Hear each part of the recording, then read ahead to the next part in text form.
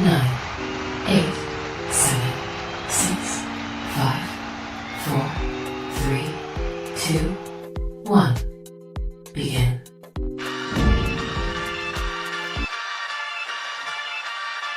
In the city of Philly, where the birds take flight, Eagle swag on the rise each and every night. Tone and Markus got the scoop ready to ignite. From the lanes of South Street to the Broad Street lights, dashing like a running back, hitting every play. Blind guys in the zone, never led astray. Talking touchdowns, talking game day.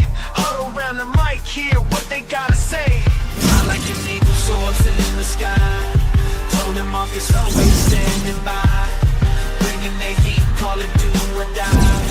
Philly squad, hear the battle cry. Fly like an eagle soaring in the sky. Tone and Markus always standing by, bringing their heat, call it do or die. Philly squad, hear the battle cry.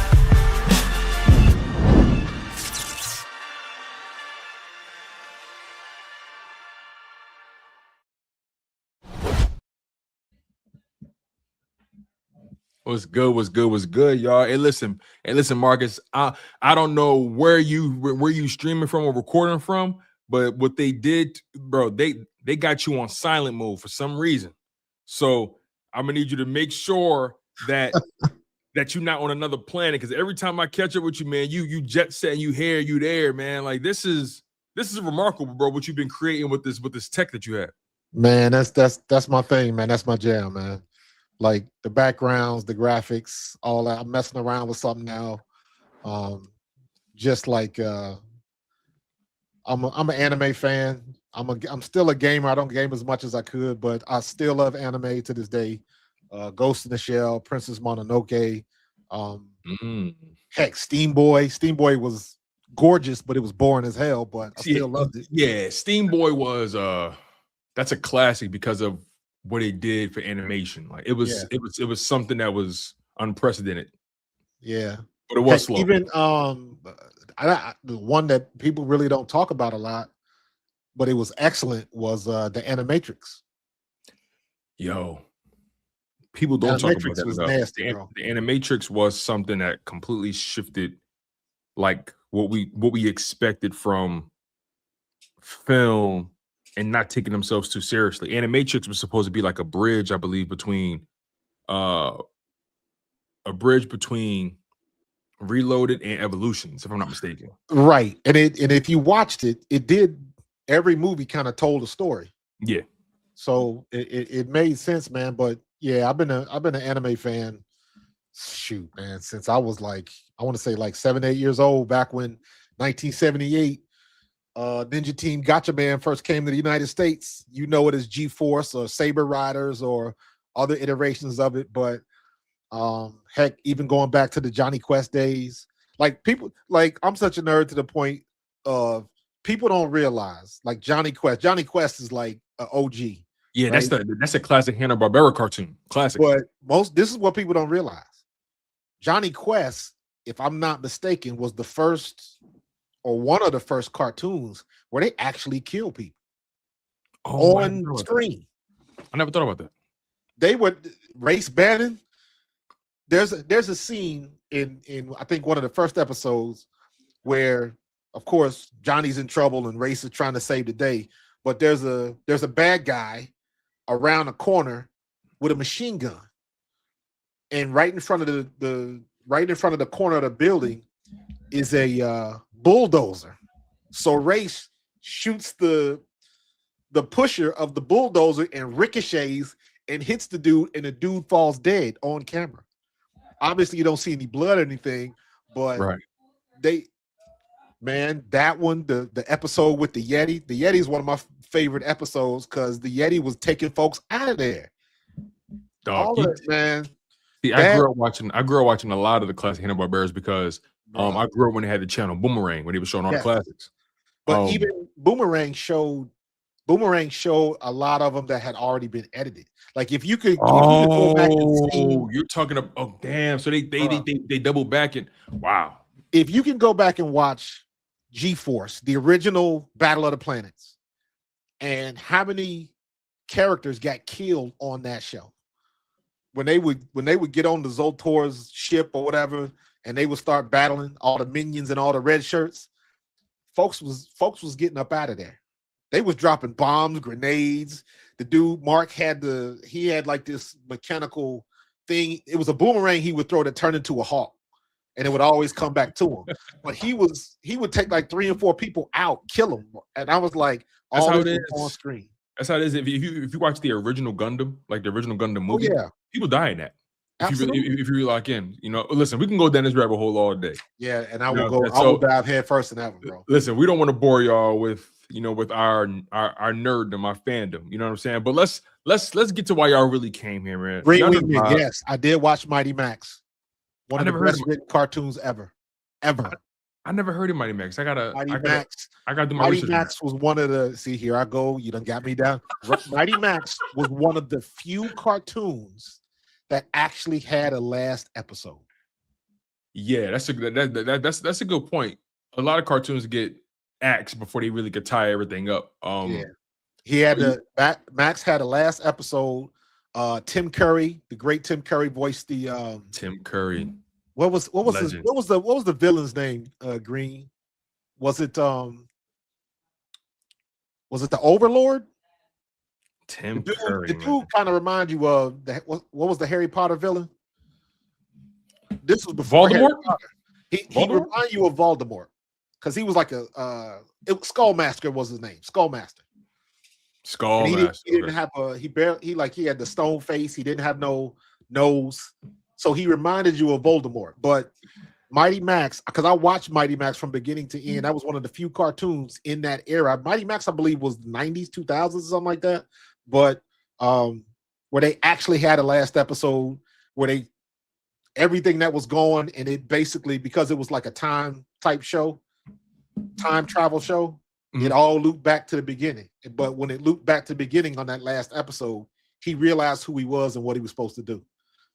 So, dude, don't get me started. That's what I'm saying. Then I'll start talking about Yu Yu Hakusho, and then I'll get in my bag really. So I don't want to bore y'all with that. But listen, you guys have been phenomenal these past few days. You guys have been phenomenal throughout the past few weeks because you guys have had to put up with a lot. They've had to put up with a lot. They've had to put up with a lot of my angst, Marcus, and especially you. So first and foremost, I want to commend you and I want to thank you for remaining patient with me over these past 4 weeks because it's been heavy, weighing on my spirit. But y'all know the vibes, y'all know the energy. He's Markus Thomas. I'm Tony DeShields II. This is the Bald Eagles podcast. You guys know how we give it up. You know what I mean? Make sure you guys go subscribe to Pro Fan Talk. Markus Thomas does an amazing job covering your Philadelphia Eagles and some on Pro Fan Talk. Make sure you guys also go like it on Chalk It Up Sports. Really do appreciate the love. You guys are phenomenal again. So let's get into it, man. Let's talk about what happened on Sunday. Yeah. Right. Let's start there.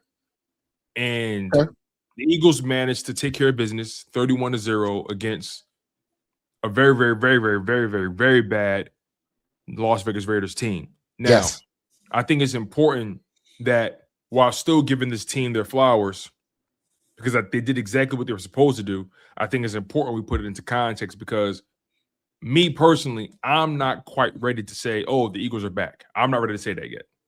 But what I am willing to say is that's what you're supposed to do when you face a team that has no business being on the same field as you. And it showed me that they know how to play above the competition. They know how to they still know how to do their job. Correct. Right? All is not lost. If they would have allowed the Raiders to make that a game, then there's no reason why we should talk about this team going anywhere beyond the wild card round. Let's just call it. But because they did what they did, and also I think it was really important for us to see how they did it. I know prior to the game you said, "Listen, just win, forget the style points," right? And I don't want to say that without context, right? I don't want to put words in your mouth, but in essence, you were saying, "Let's just get the win, move on, take care of business." And my perspective was, Marcus, after what's been going on the past 3 weeks, I need style points against this bad team. I need them to show out and show that they can be consistently dominant this whole football game all three phases, and I think they did just that. So I do have more to say, but I want to get your perspective. I don't want to monopolize the time here. So based on what you saw in that game, just walk me through the ebbs and flows you experienced on watching Eagles beat the Raiders 31-0. While I was watching the game, basically I was just sitting there like, okay, that's what it's supposed to look like. Yeah, bounced outside. Good job. Like I'm co-signing everything that's going on. Like, okay, coming across the middle. Okay, I like the drag with Dallas Goedert. Okay, shovel pass with Dallas Goedert. Oh, Dallas Goedert, why you drop that, man? Damn, Jalen, why you hit him in the hands? Like, I'm watching it and I'm like, this is what we're supposed to see. And then, of course, my question is, how come we couldn't see this before? And this is when I kind of lean back into, like I've been saying, player execution failure.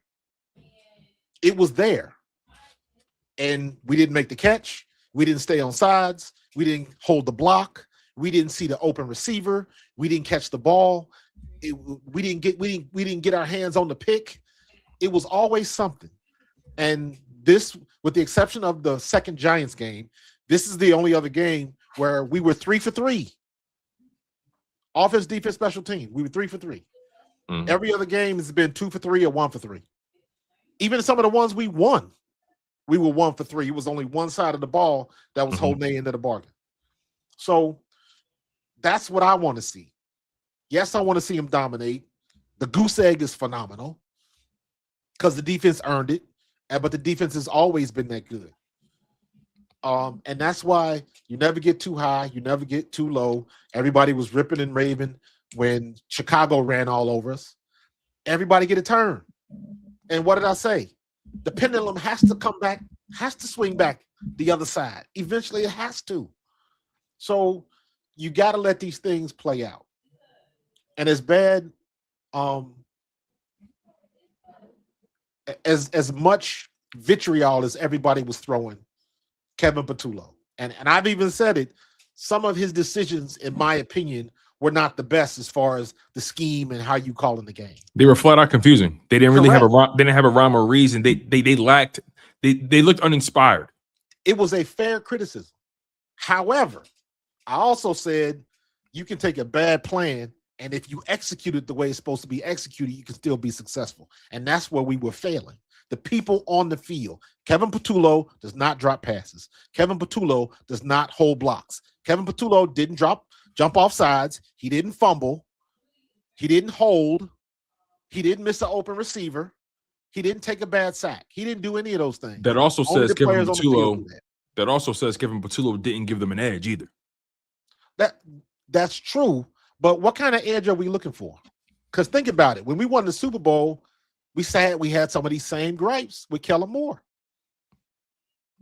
I bitched him on about how we weren't running the ball correctly all year, and Saquon still got 2,000 yards. All year. Why don't we run Saquon outside? How come we can't get him outside more? They got to get the ball outside. I said the same thing last year.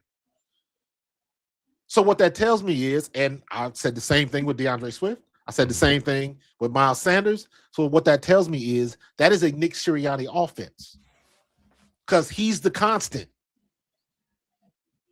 Kevin Patullo is a variable now. He's an X factor. Kellen Moore was an X factor. It's a good point. That's a good way to lay that out right there. He's the constant, and everybody else have become variables. In particular, when it comes to you just find the best way to. It's like borrowing somebody else's car. It ain't your car, but you figure out the best way to drive it.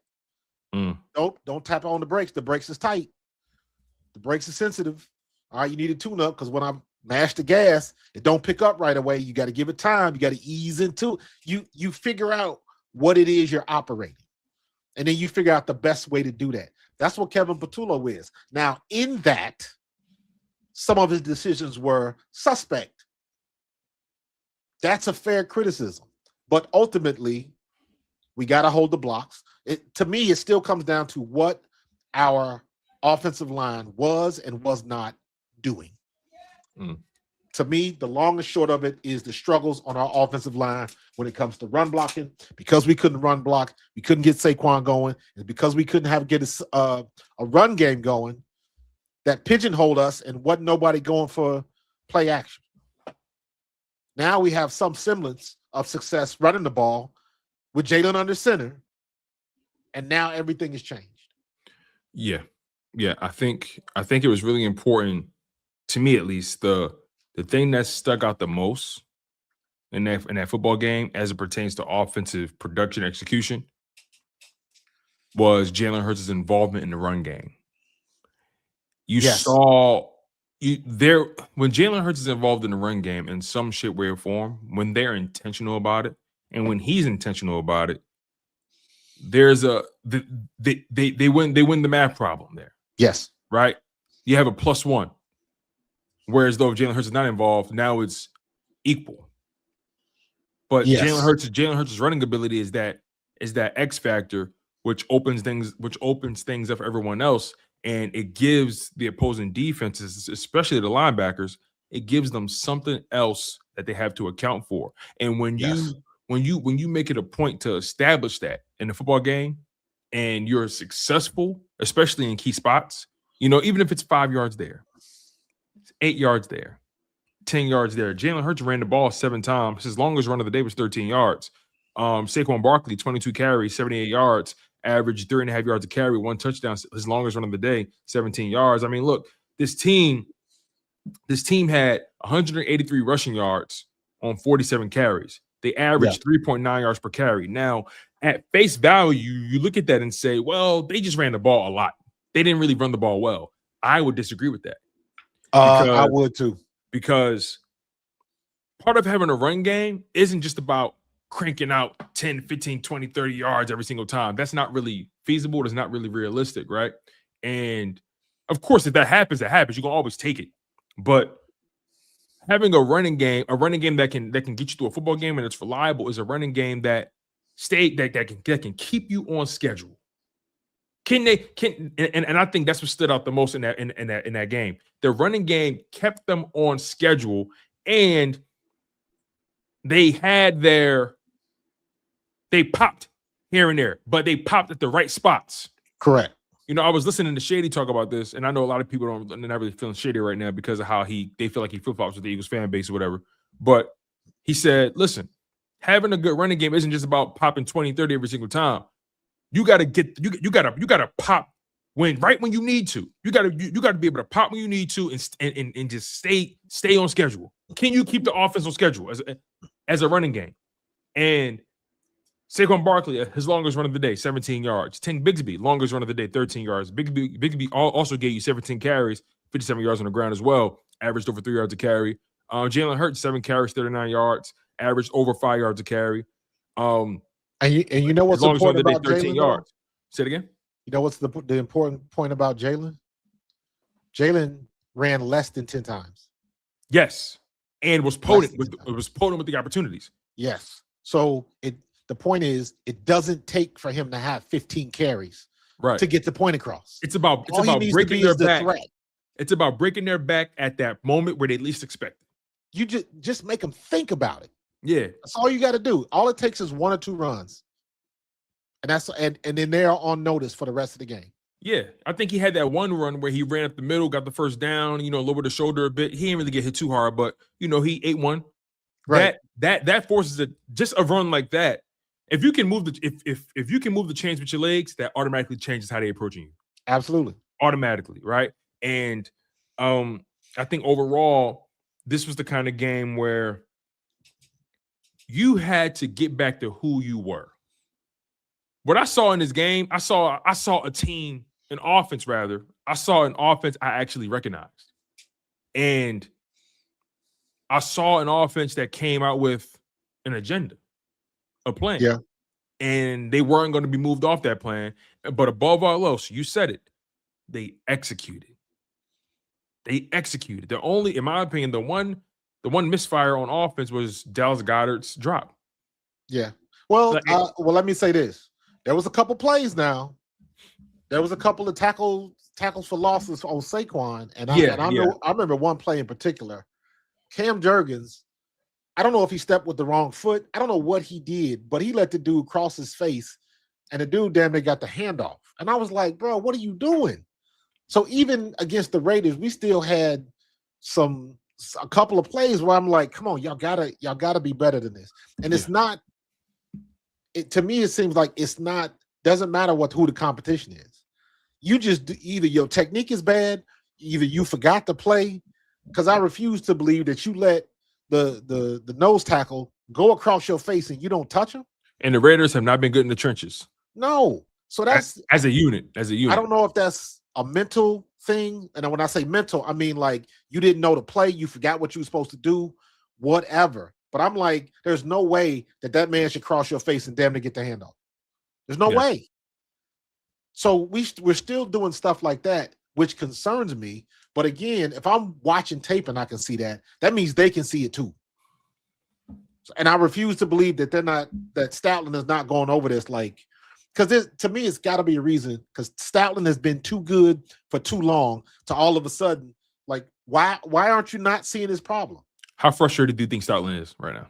He got to be very frustrated. But my frustration comes with the territory. That's part of the gig.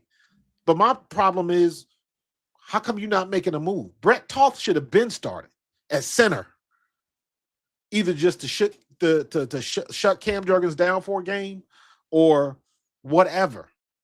But the way he was playing, in my opinion, you got to get better production than that. And if he's not doing it, you got to figure out the problem. Well, AJ Jones said it right here. AJ Jones said, unless you're hurt and can't move like you want to move. And I don't. That man is not healthy. No, he can't be. And I don't even think he's 70%. Grit doesn't count. It don't. That's great that you're gritty and you're tough and you get in and you play and your leg is hanging off. But if you're getting beat every series, I don't want you in the game. Yeah. Put somebody else in there that can get it done until you get healthy and you can get back to your Pro Bowl level of play. Because that's what we need, especially going into playoffs. Because I'm not trying to go to Cancun early. At all. So. At all. But again, we saw what we needed to see from this offense overall from an execution perspective.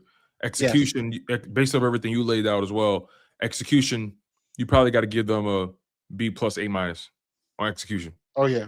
Because they've still put up 31 points, all offense. But dropping the ball in the end zone by Dallas Goedert, the miscues on the offensive line. Because you're right, there were moments when Saquon got nothing or a loss of one because guys cut through. So you got to acknowledge those moments. And good teams aren't going to let you off the hook the way the Raiders did. No. There were moments in the game where I felt like, okay, they're playing a really bad football team. But at the same time, and I said this to you, I said this on my live stream after the game, and then I texted to you because I feel like these shows starting to copy my steeds, man. I feel like that. Like I told you guys, and a lot of you guys can attest to this. I ain't hear nobody say this until you said it. Until I said it. This was the kind of game where all you needed to do was see the ball go in the hoop. When you watch basketball, sometimes the game don't start off the way you expect. Maybe you 1 for 6. Maybe you 3 for 12 in the first half. It's just not falling. And or if you're a shooter, if you're a wing player, and your job is just to shoot threes and play defense, and you 0 for 4 to start the game from the corner, you just got to see the ball going once. One time. You just got to see it go in. It don't matter. Shooter's going to shoot. So you just got to see the ball go in. And I think this was that game for not just the offense, but this was that kind of game for Jalen Hurts. You just had to see the ball go in the hoop. And Jalen Hurts, this was the perfect way, in my opinion, to, like you said, for the pendulum to kind of swing back. Now, granted, I say this. I don't think they're back quite yet. I don't. I'm not ready to say that because the running game is still, or the offensive line is still doing what they're doing, or lack thereof. We talk about this all the time. It's not a Saquon problem because every time Saquon gets space, he takes it. So, and we know Tank Bigsby, he has a pop to him as well. There was a clear intention to get Bigsby more involved with the game plan as well. And also in the passing game, I saw a team that was just getting the ball to the open guy. Yeah. Just drop back, read, get it out. Let your guys make a play. right? I've seen people say, well, this is what happens when you don't force the ball to AJ Brown. I don't buy into that narrative per se.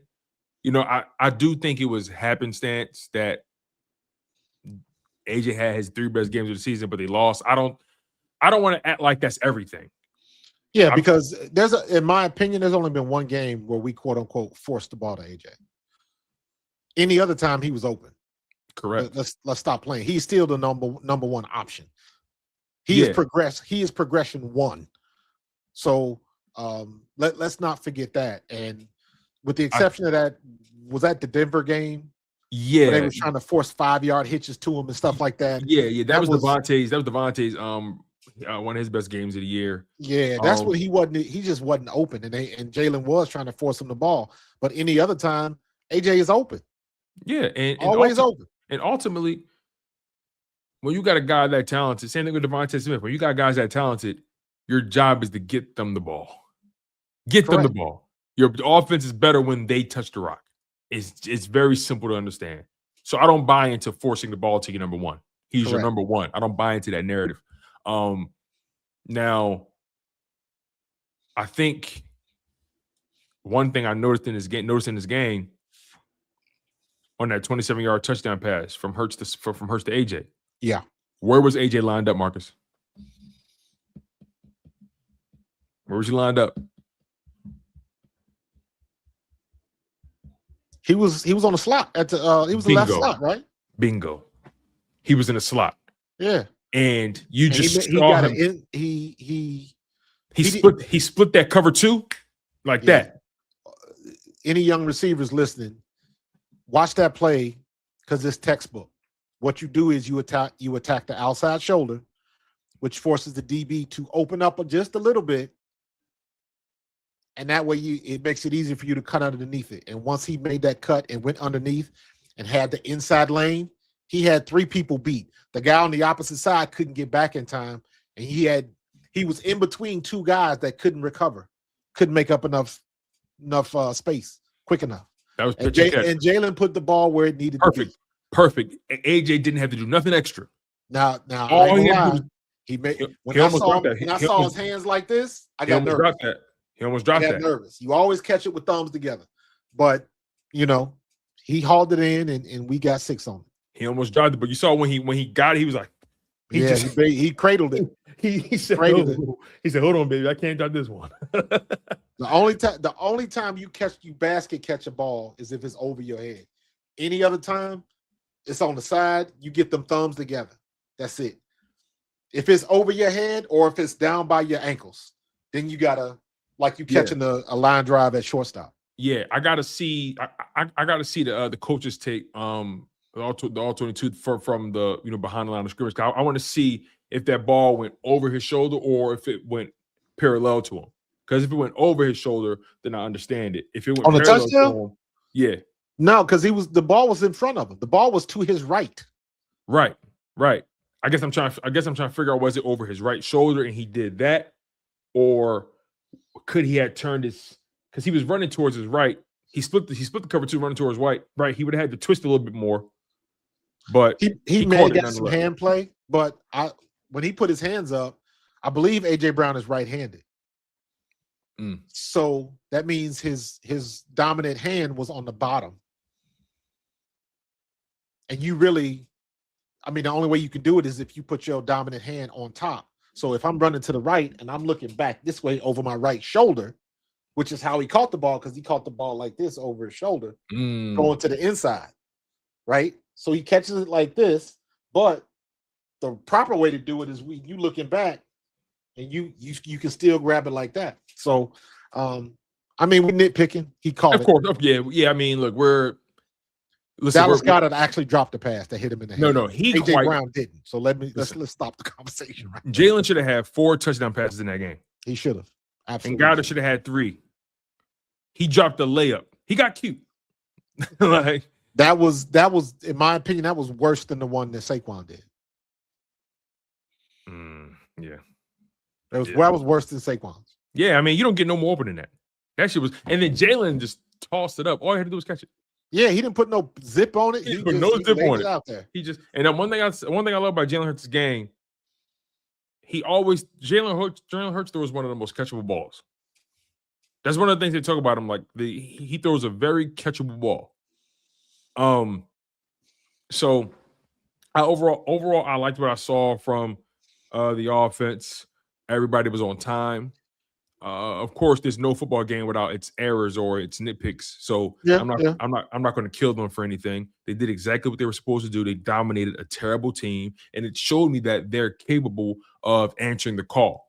Because I think somebody brought it up in the chat. I can't remember who it was, but they brought up the fact that, the 2023 season where people like to compare this to, they said that Cardinals team that everybody thought the Eagles were going to beat, they ended up having only 3 wins on the season, and the Cardinals beat them.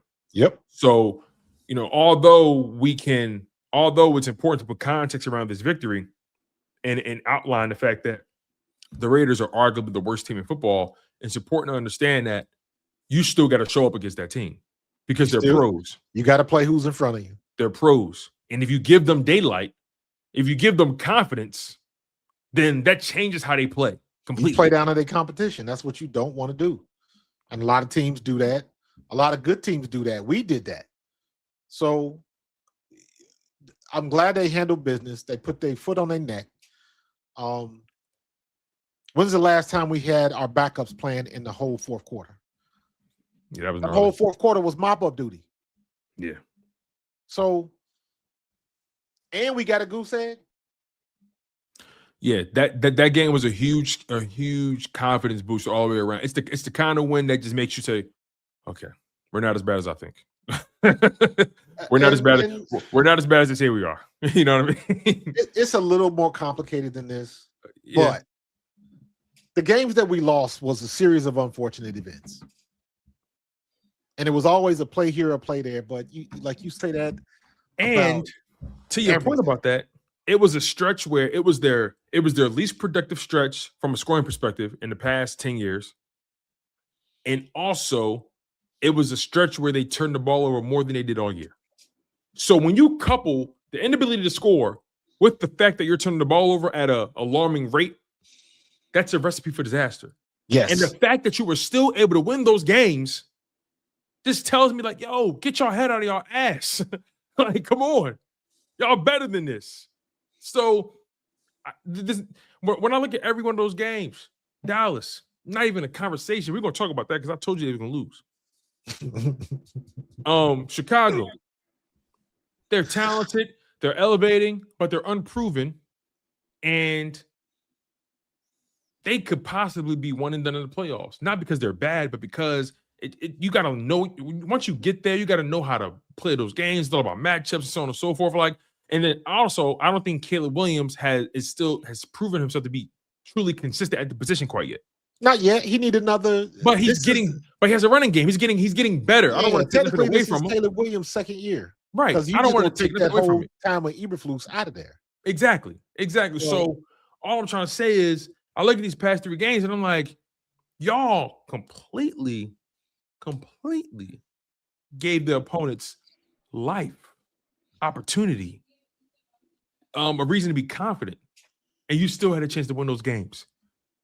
So you know what's funny? Who's the number 1 ranked quarterback in the league right now? By word of mouth, Matthew Stafford.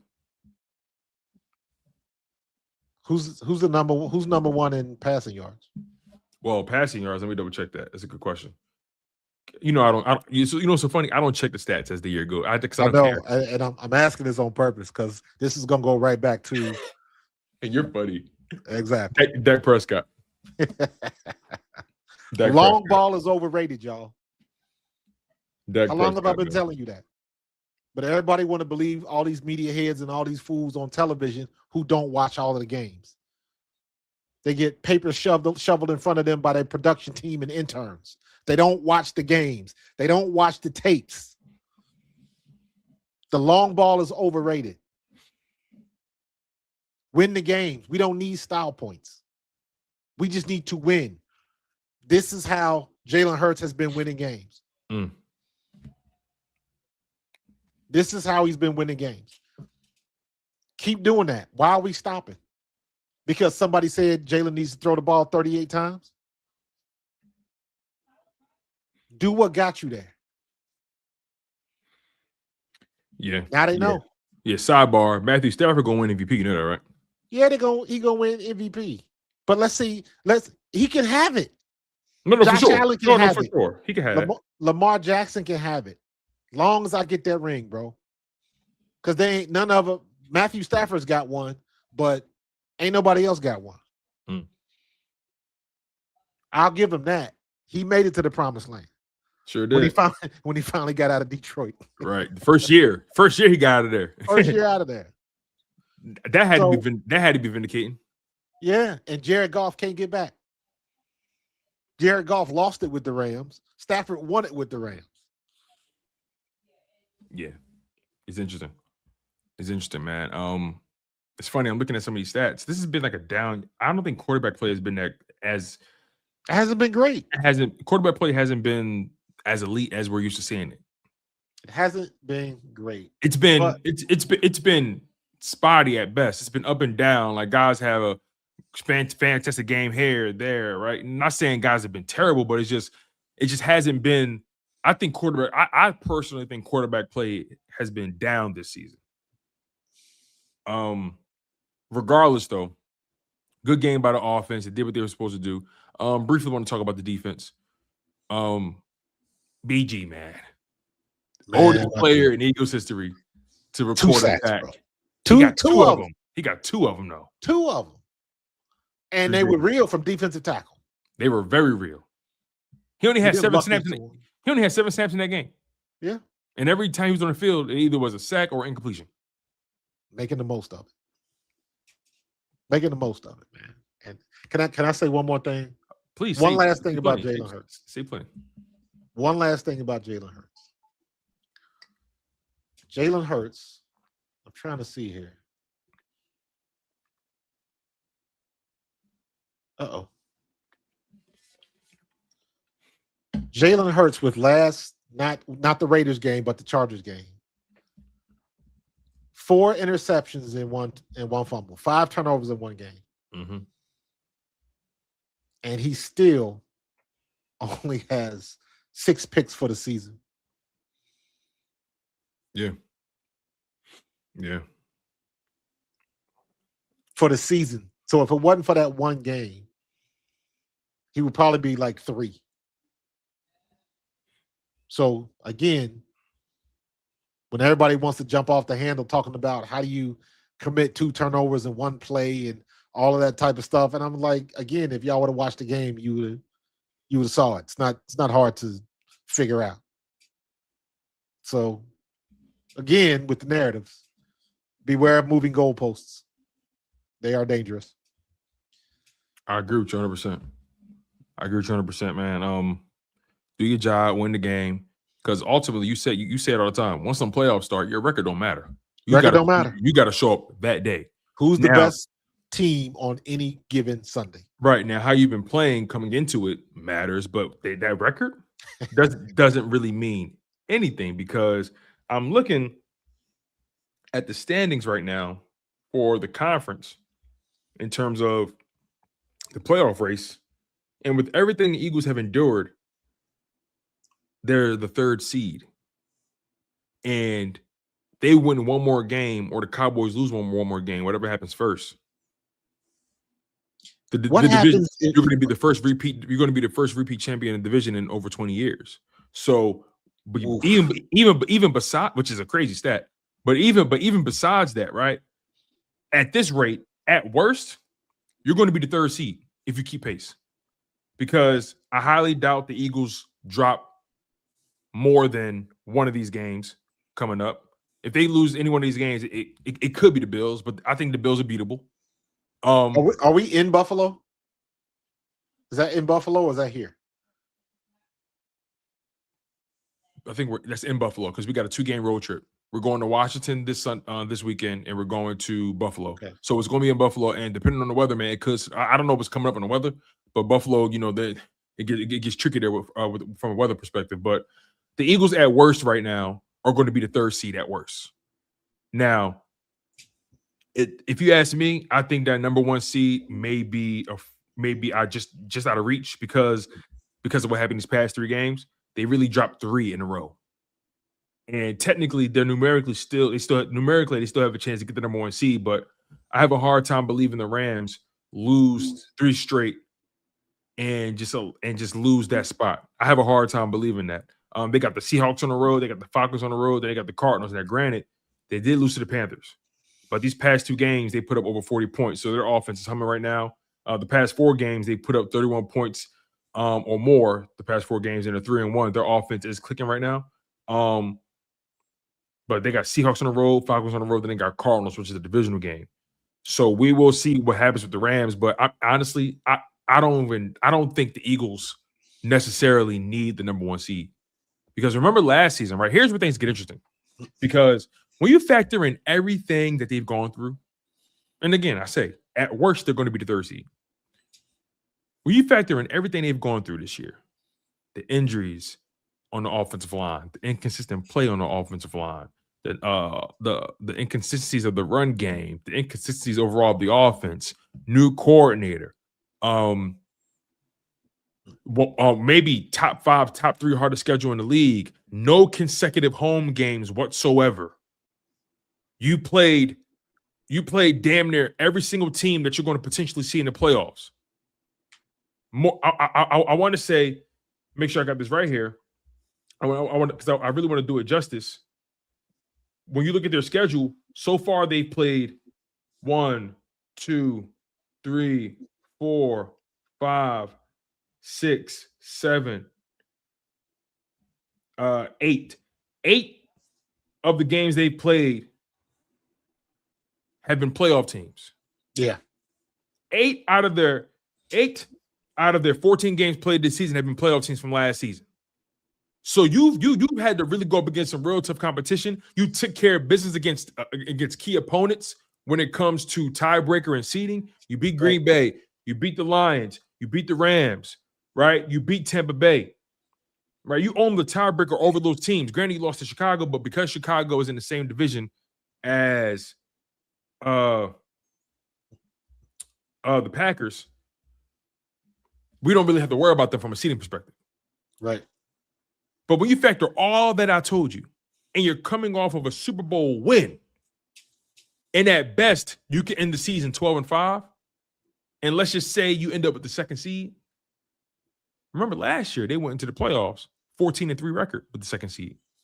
Yep. So when you think about it in the grand scheme of things, the record don't matter. What's your seed? They were the 2nd seed last year, and at worst, they may be the 3rd this year, and at best, they could be the 2nd, maybe the 1st, maybe. And let me be honest with you. Think about this. Eagles have not been great. And they haven't been great. So when you put all that in the same pot of gumbo. Well, let me finish. The Eagles haven't been great with extra time to prepare. That part too. Whenever they had extra time to prepare. 10 days to prepare for the Chargers, and we did that. All that time to prepare for the Giants, and they did that, remember? So, or was it? No, who was it? It wasn't the Giants. It was who did they lose to when they had extra time? Chargers. That was the 10-day. That was the 10-day mini break. It was Chargers, and it was somebody else. It was Chargers. I can't quite remember. Nonetheless, though, you put all that in the same pot of gumbo. I don't think they're in the bad spot when you zoom out. No. And if we do have to travel, nobody wants to play us. There's no scenario, regardless of our seeding, which team is head and shoulders better than us. Right. And honestly, you have a chance at best or at worst, you could probably get 2 consecutive home games at worst. And depending if the Rams fold in the playoffs, you can get home field advantage straight through again. Yep. It's possible. And we've seen this team win the Super Bowl, make it to the Super Bowl, and win the Super Bowl in a wild card spot. Because even if you're the 2nd seed, you play in the wild card round. So we've seen this team win 4 straight to hoist that Lombardi. We've seen it. So if they can continue to build on what they've done offensively, again, Correct. Execution, because it's not about talent, it's execution. if you tighten up your execution like you did against the Raiders, if you can carry that over, because you got some games where you can definitely tighten it up. You got Washington twice, and they officially shut down Jaden Daniels for the year, like I expected, or like they should have done weeks ago. You basically got 2 games that you can continue to get right in and iron out the wrinkles. The Bills is going to be the toughest competition over this next stretch. Agreed. And again, the Bills are a good team, more so led by a great quarterback. Who can get got, but also has it in them to come back if you let them get cooking. But the Eagles defense is playing at a very high level right now. And I trust our secondary much more than that Patriots secondary. Yep. I trust our linebacker core more than that Patriots linebacker core. I trust our D line more than that Patriots D line, frankly. And the Patriots don't have a bad defense. They got a good defense, actually. Right. So I don't want that to get misconstrued. The Patriots got a good defense. I just like the Eagles defense more. So I need to see one more game. Obviously, they're in a good spot. Of course, we got 3 more, but I don't need to see another domination game like we just saw. I don't need to see that. That would be nice, but what I need to see is the defense keep a team under 10 points. If they get the goose egg, that's gravy. Mm-hmm. But keep them under 10 points. Offense got to score over 21. Yeah, and again, I want to make sure I make it clear. I didn't say the Patriots have a bad defense. I said I like ours more. Correct. I like the ceiling of our defense more than theirs. That doesn't mean that I know what the Patriots have done. I want to make that very clear. I know what they've done. I just think our ceiling is higher when we're clicking on all cylinders versus them. I agree. That's my opinion, though. So, my bad, Marcus. Go ahead. No, I agree with you 100%, man. All they got to do, like we've been saying, this is not anything new. There's no new twists, turns. There's nothing, no new revelations. It's all the same. Take care of your business at hand. Take care of the team in front of you. If they're not as good as you, don't treat them like they are.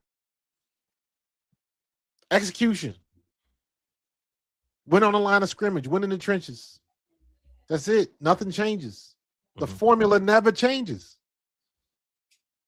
We just got to make sure we got the right folks cooking. I agree, man. They're in the sweet spot. This defense can continue to build, and I like where they're trending. Defense again, shut out. I gotta show love to that D line once again. Jordan Davis, bro. Jordan Davis, man. They picked up their option. His price is just continuing to go up. Rising. Just continue to go up. Moro Jomo, great game. BG, great game. Byron Young had a good game. Byron Young, I told people about the Byron Young stock. Did I not? Byron Young has been balling. I've been telling people when the Eagles went and traded for Byron Young before the season started last year, before the 2024 season started, they traded for him. I said, listen, there's a reason they didn't let Byron Young go to their practice squad. They kept him on the roster, and he went to every game in gym shorts. He is paying dividends. He was never active because they were so deep on the line. I told people, I said, the Byron Young stock, that's what you got to buy into. It was 2 players I said buy into. It was the Byron Young stock, and it was the Thomas Booker, the 4th stock. Right. Now, granted, Thomas Booker, the 4th, he got traded. That was what it was. And I said, you don't trade that man unless you believe either Byron Young or Gabe Hall are going to elevate. What you got behind you is going to work. Right. And I told once people, again, Howie once again. Yeah. And I said to people, their deepest position was D tackle on defense, in my opinion. That's their deepest position. And it's been showing that. We've been without Jalen Carter. How many games this year? This would be what, game 3, game 4? 3 or 4, yeah, 4. Something like that. And Jordan Davis has stepped up. Moro Jomo has stepped up. Byron Young has stepped up. I said, Byron Young, they're keeping him on his roster for a reason because he's a talented brother. He went to Alabama, right? For some reason, things didn't work out with the Raiders. It was what it was. They got rid of him after 1 season. He didn't even play. He barely played. So you get in a situation where you're playing with guys that's talented, of your ilk, from the SEC. You know, iron sharpens iron, And Byron Young has beat out Ty Robinson. Yeah. He beat out Ty Robinson. Yeah. Not saying Ty Robinson is bad. Not saying he's bad, but it just shows you that dude, it's the same situation with it's the same situation with Jihaad and Nakobe. Yes. Because Jihaad was balling when he was playing. He was. Then Nakobe came back. Nakobe has been out of this friggin' world. Yes. And Nakobe's first game, all he did was play special teams his first game. Then his snaps started going up. Jihaad's snaps started going down. Not saying Jihaad has been bad, but when you got a guy like Nakobe who has the experience, who's been playing who played next to Zach Bond and understands all the nuances to each other's games, and who can be as, I'm gonna be honest with you, I think Nakobe may be stronger than Jihaad today. The way Nakobe pops, the way Nakobe, I've never, he has a trademark now. If he's coming down that A gap, just tell your running back to move. Just tell the quarterback blowed up. Just tell your running back to move. I've seen Vic Fangio is loving what he's saying. We've seen Vic Fangio dial it up on more than one occasion, several games in a row. Tell your running back to just move, because when Nakobe did, he's not even trying to get by you. He's going through your chest. He's snapping some heads. That's the damn phenomenal. Every time he hits you, you just see the running back head just snap back. You just see it. And when you're a quarterback and you just see a linebacker just blow up your running back like that, instinctually you just want to get out of there. You just want to get out of there. I think when Nakobe did that against the Raiders, he ran right into the BG sack, if I'm not mistaken. Yeah. Nakobe is such, when he blitzes that A gap, and again, this is not saying Jihaad has been a very solid rookie. Jihaad is going to be fantastic. But you can't stop what Nakobe Dean is doing. You can't take him off the field. You can't. He's playing too well. Good. You just know you don't. He's playing that well. He's playing that well. That's the problem. That's the kind of problems you want. Because Jihaad was balling. Jihaad wasn't scrubbing. He was balling. Yeah. And Nakobe came in there and was just like, y'all must have forgot. He said, "Hold my beer." Y'all must have forgot who I was, man. Let me send y'all a little reminder. Full disclosure, man. I said, look, it's going to be interesting when Nakobe gets healthy, because Jihaad, if he's playing well, do you take him off the field? And obviously, if he's playing well, you don't. But when Nakobe was getting his spots, and you see Nakobe just doing what he's doing, you see the difference. There is a difference in, and I think this was an indictment on Jihaad Campbell coming out of college, and he's a young player, so I don't want people to think I'm dogging him right now. He's a young player. He's going to be fantastic. But Jihaad coming out of college, one of the knocks on his game, with all that talent and athleticism he has, one of the knocks that I read and that showed up on different occasions, there is a slight hitch in his game in the play action. His play recognition isn't as quick as Nakobe's. And we're talking about fractions of a second, which is everything in the NFL. So that's a big deal. Like, again, I'm going off of what they said, and sometimes what it looks like. It seems like whether it's run or pass, he would have that tick of a hesitation. Whereas on Nakobe's instincts, his IQ is just the experience. The experience is through the roof at this point. The experience is through the roof. Nakobe, the last 3 games, Nakobe has been in the zone back there. He's seeing things before it happens, and he's making plays. Just how they sending them, how they're using them. And by the way, he showed you that he can run with some of the best. So, did you see him tackle? Who was that he tackled in the open field? Was it Brock Bowers or was it Genty? Yes. He was by himself. It was Bowers. Like, big body. He tackles. He's been healthy. Like he once he got healthy, he ain't left the field. He ain't got the miles on his body because he been chilling. So his in my opinion, I think he's just hitting his stride. He's just hitting his stride, and the playoffs better start. Yeah, and that's exactly what we want. Perfect timing. Perfect timing, man. Perfect timing, bro. Perfect timing. Obviously, Quinyon and Coop, they're always lights out. Reed Blankenship didn't have a bad game at all. Cooper Jean had he had a couple moments with Tyler Lockett that he had to tighten up. But other than that, the defenses played well. Like that game was one of the trenches. Yes, that game was one of the trenches, especially by the defense. And there's no other way to spin it. So there's no other way to spin it. But I told you about this Cowboys, didn't I? I told you about them, didn't I? You called it. I said, listen, I understand the Cowboys have an explosive offense, but that Vikings team will catch him. They gonna catch him lacking. They caught him lacking. Oh, by the way, Adoree Jackson's been playing well the past few games. Adoree Jackson has been earning his stripes. He stabilized the position. Yes, he has. Yes, he has. When the game slowed down for him, he didn't have to think in this new scheme, in this new system. He knows where he's supposed to be, and he's there. That's all you can ask for. The fact that Vic Fangio, shout out to Green Wingman for reminding me of this. He called him Adoree the Survivor Jackson. That's what Fangio called him. But Fangio, his perspective is hilarious, man. He said he's a survivor. Yeah, that's a good way to put it, bro. That's such a honest yet poignant way of putting it. This season has not been kind to Adoree. With injuries and the constant shuffling of the rotation, and let's face it, he didn't look very good early. And he just flat out didn't look good. He did not look very good early. Yeah, and all he's done is just overcome, and the experience is showing. He is paying dividends quite well.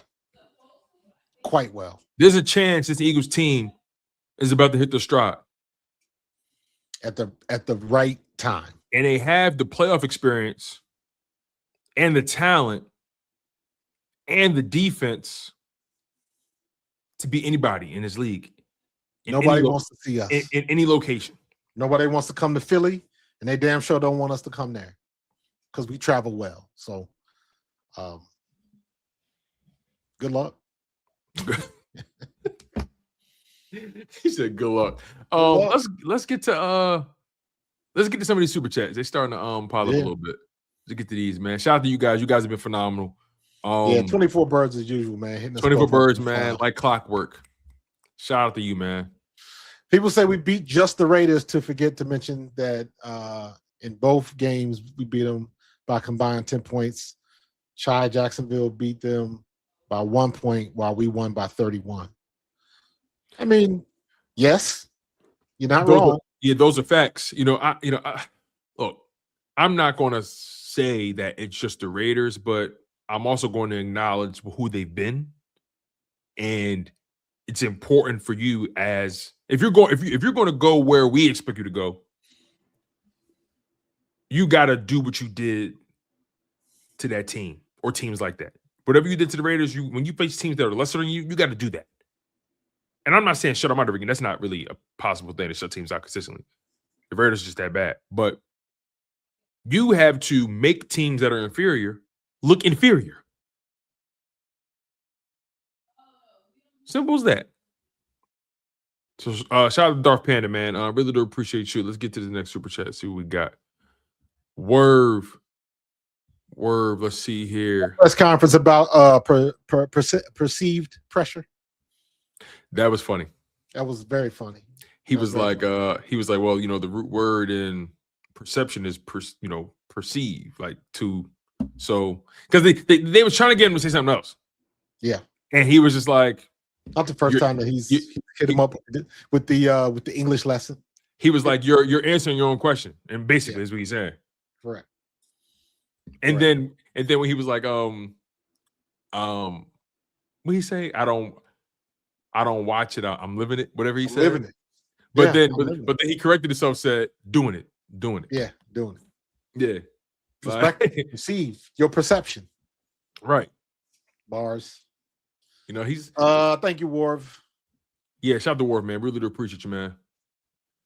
Green Wingman with the $10. Weird if the Eagles can get number one seed, There's always comfort in sleeping in your own bed and sticking with your routine. Hey, you get no argument from me. Yeah, but you can get home games with the second seed too. We've seen that happen. Yeah. We But I understand his point. express I that. understand his No, point. I get his point too, but I don't want this team with extra rest personally. Nothing wrong with locking it up as soon as possible. Yeah, Nothing wrong with yeah. But I'm gonna be honest. I don't think this team needs a week off. They need momentum. Correct. They need momentum in particular. Correct. So I don't want this team getting a week off because what happened was when they was hitting their shot offensively, they went on their bye week, and what happened? Offense just went flat, defense elevated. So I don't need this team getting a week off.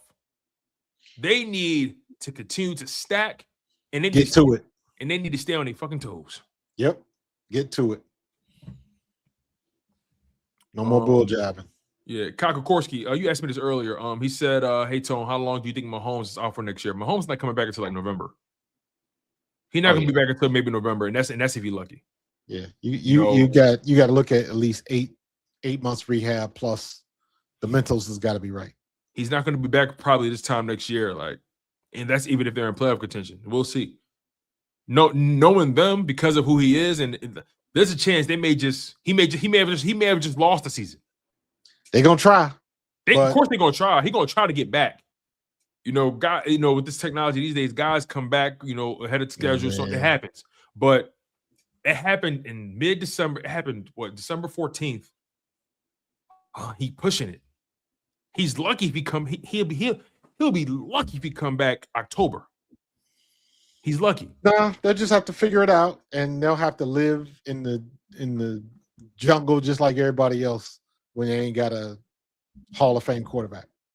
Man, what a way for their season! What a way for their season to end.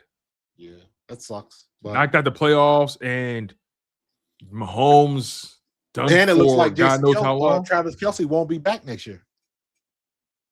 I mean, it's looking more and more like he is going to shut it down. People haven't talked about this much. The Chiefs didn't want him to come back. They really did. I don't believe that. Here's why I don't think so. I think they saw the writing on the wall in terms of where he was going from a career perspective.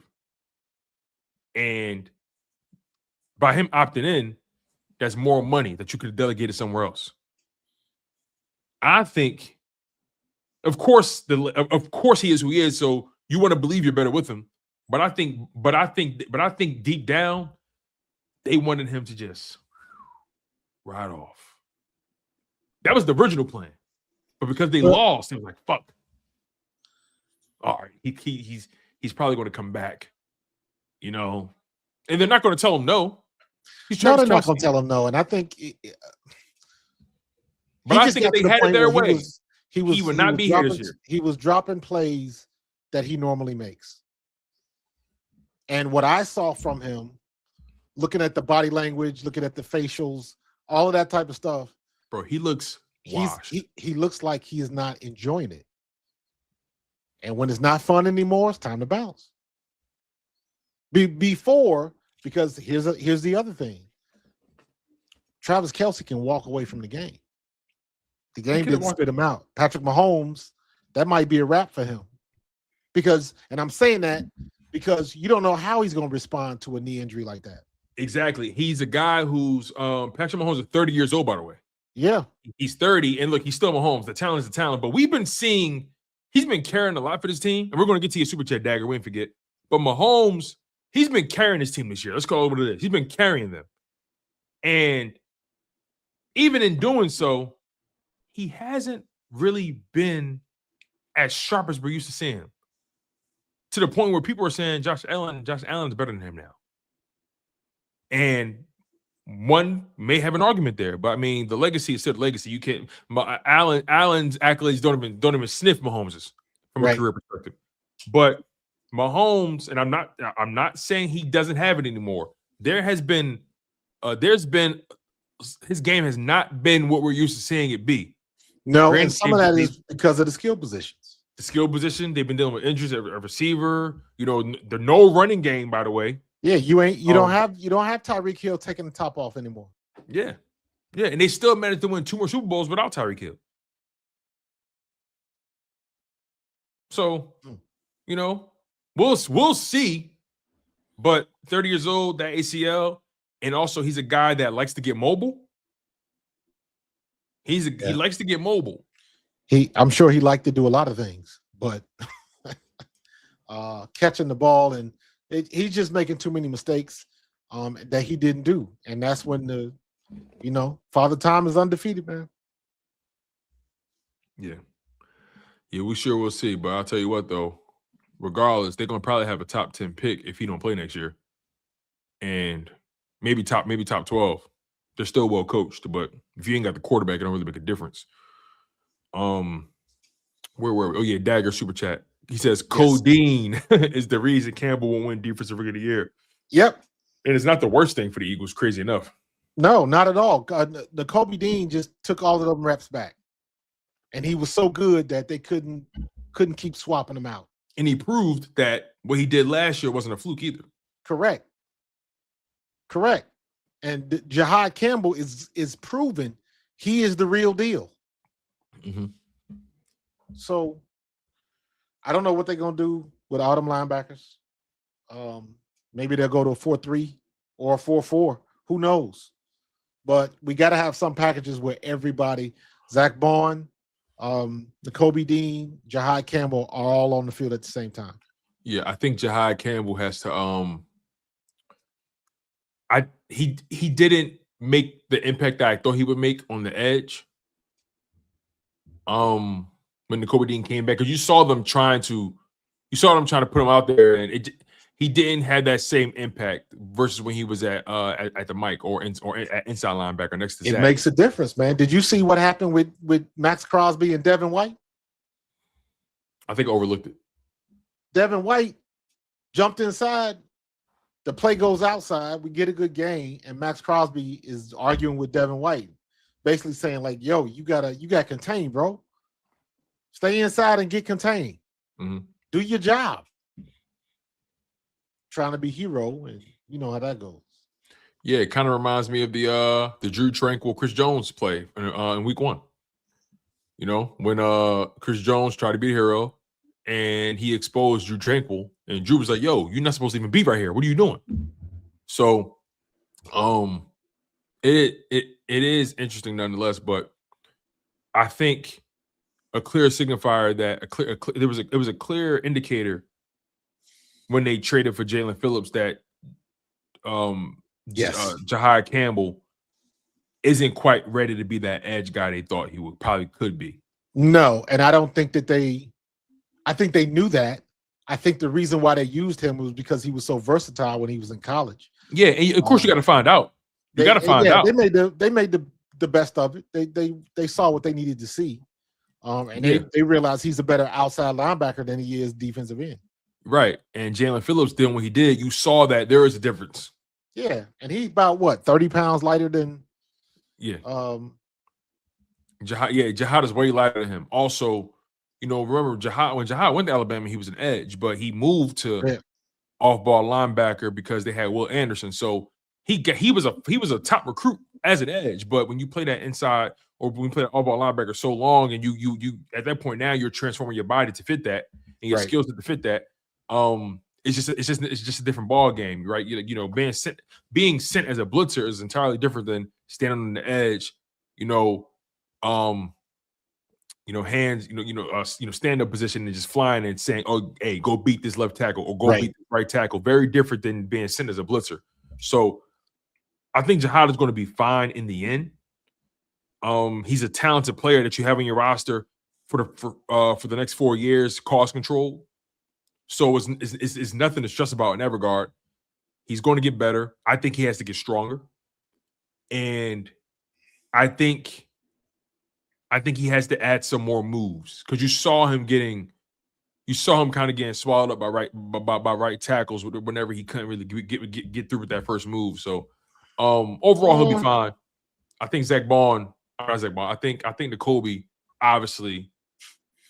He playing lights out, man. He's just leave him alone. You can't question it. Nah, you can't. You can't. What's the next super chat? Justin Long with the $5 super chat says, fellas, do y'all think when Carter comes back, we should put him on the edge since BG, Morrow, and JD look really solid at the D-tackle position? No.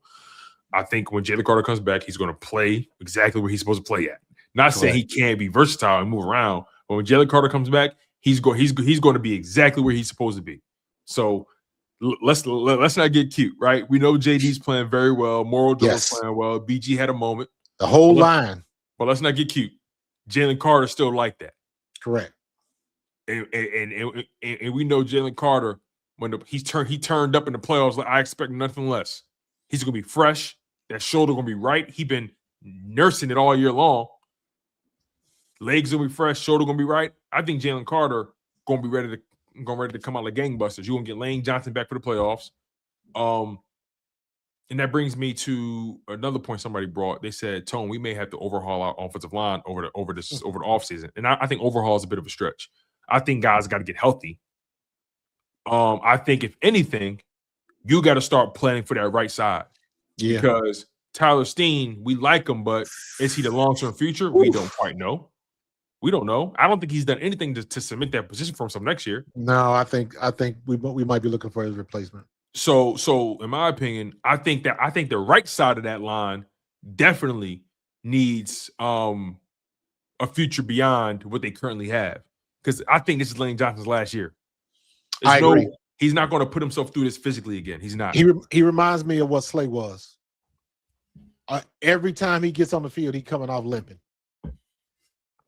Exactly. Now, when he's healthy, he's one of the best in the business.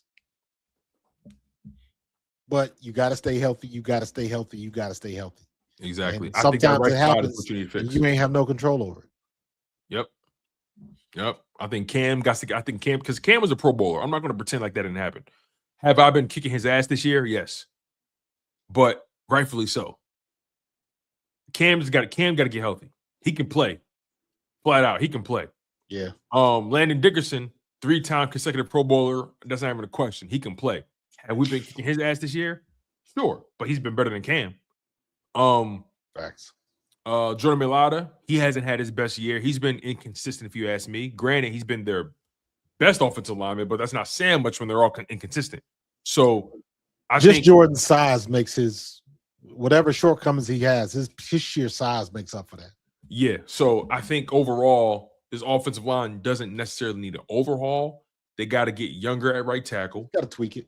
And Tyler Steen hasn't cemented that right guard spot. He has to prove that he's hit. I think once this offseason comes and we get into training camp, he got to prove it all over again, if you ask me. Look for Howie to make a lot of moves. Now, can he get better? Yeah, he can get better. But that all remains to be seen. As of right now, that right guard spot is not his. He's just holding it over because there's nothing better on the roster. But right tackle, that's where you really got to invest. Look for Howie to go offensive lineman in the first couple rounds. Look for that. Yep. He may go offensive lineman after what we saw this year. His first 3 picks could be offensive lineman. Could be. It's entirely possible. Like this season was the writing on the wall where your offensive line lacked depth and you lacked, in my opinion, you lacked power on the interior this season. You lacked the power. All right. Peter Riley, fellas, y'all keep up the great work. Thank you very much. All right. What else we got so we can close the show out? Well, if we lock in that 3 seed, that last week they're going to rest starters. It's possible. Maybe. It's very possible. Maybe. With JD's emergence, do we keep him over Carter? Watch this. They're going to find a way to keep both. I hope they do. Watch. I hope they do. Watch. They're going to find a way to keep both. They're not letting them walk. First of all, they picked up JD's option, which tells me they got every intention of paying him. I agree. They're going to find a way. Oh, and don't forget, the salary cap goes up again.